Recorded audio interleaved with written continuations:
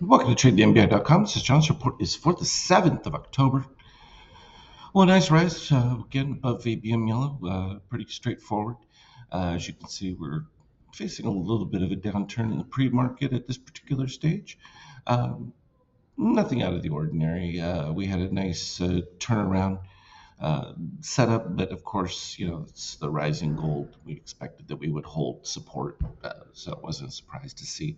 They just needed to get some extra shorts built into it. Of course, interesting developments about to start for the week. Israel potentially is about to respond to Iran. That could throw things into a bit of a loop. The uncertainty of where that may lead things uh, definitely causes a lot of the geopolitical stuff to affect things, particularly if you see a spike in oil, and that would be dramatic. Nonetheless, from an NQ standpoint, it supported off that previous algo level, so that was pretty congruent. Of course, you've got MBI magenta above yellow now. That's a positive sign, and short increase is still significant enough that there's powder in there that could force short covering.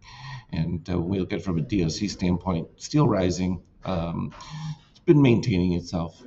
So it's all pretty straightforward. I mean, you've had general weakness, but not enough to really cause too much of a difficulty. And of course, treasuries have been so far out of balance that now, as they move back into balance and they realize that the Fed is going to be limited as to what they can do from here, simply because with the readings that they're getting that are supposedly so wonderful,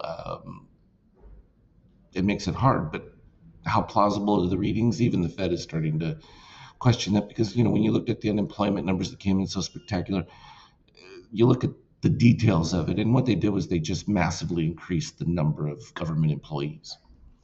It was a staggering increase, and that's what threw things off to make things look so good.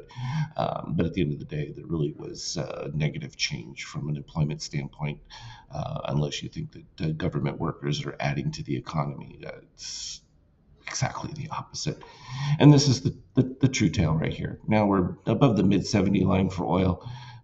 This is going to set up a whole new wave of inflation, which we expected coming off of the Fed cut, which is going to be, a secondary half consideration as to where the economy goes going into the beginning of the year. And of course, you have the upward bias already towards the end of the year, but then it's really going to start to hit right after the new year, a new round of inflationary pressures. Of course, the election will be over at that particular point, so they don't really care at this particular stage. It's about window dressing on the pig, prior to the election.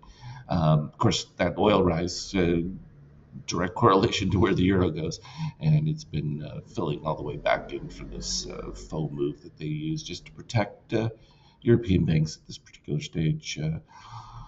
It's getting more problematic for all of them going around. At least from a stability standpoint, because with the massive amount of debt drawing free capital and that, people are on hold with investment until after the election, and that is definitely an economic drain. It just stalls things. Gold is not going anywhere other than up, so it's just going to be basing until the next new wave of inflation hits. It's also going to be a boon for your bitcoins and other alt currencies. How significant their moves will be, probably a bit more muted. They've kind of matured in the space. It's no longer that crazed back and forth that used to be. From a 50K standpoint, you can see volatility ranges are pretty good. We talked about the MBI white spike as was leading, but magenta overtook it, and once it collapsed back down, just came back to the 50%. Magenta took back over here midway into the session, and that once back over the 50% drove it all the way up. And of course, now we're getting the exact reverse with the MBI white spike.